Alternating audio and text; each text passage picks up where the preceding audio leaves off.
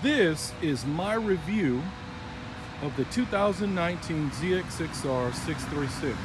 This is my second bike, and I find myself always comparing this bike to my first bike, my starter bike, which was a YZF R3.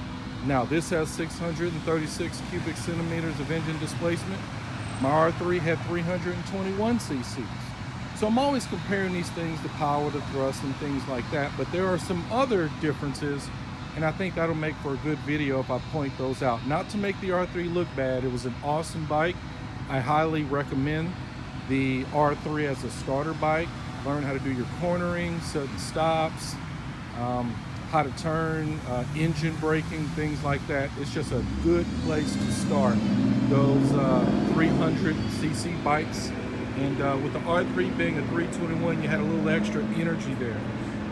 Let's start off with the weight.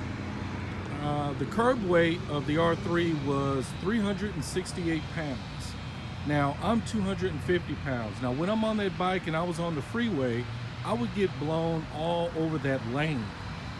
And that was a little unnerving, I'll say it like that.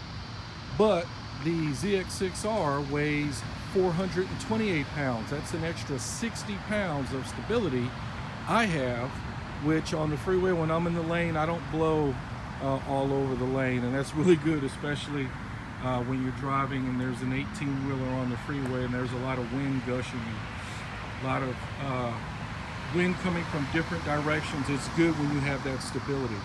Okay, let's go to the price. My R3 was about $5,000. This ZX6R, this 2019, this is non-ABS. This is not the KRT edition. This costs $9,999. That beats its competition, and it's not even close. Any 600cc class bike is going to be above $10,000. That's just that simple.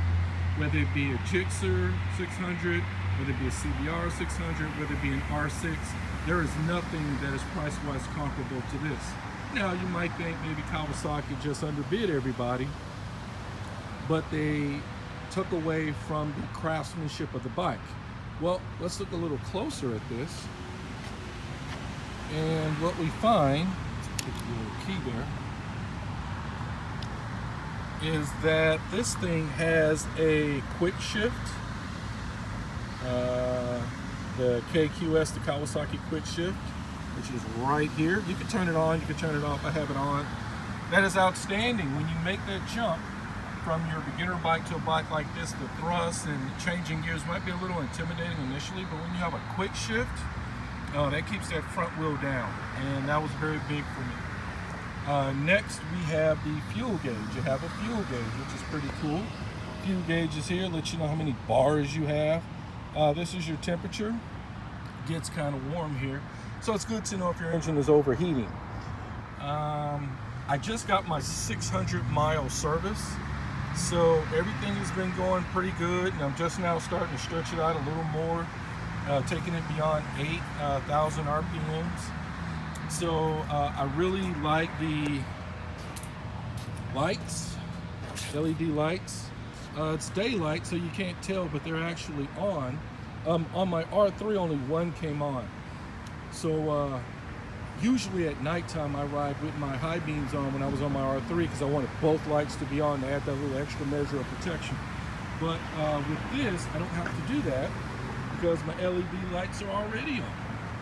Both are, and I'm not hitting high beams. Okay. With the extra power and the extra torque, it makes the ride a little more interesting. I can crank it up. I don't have any aftermarket exhaust on it or anything.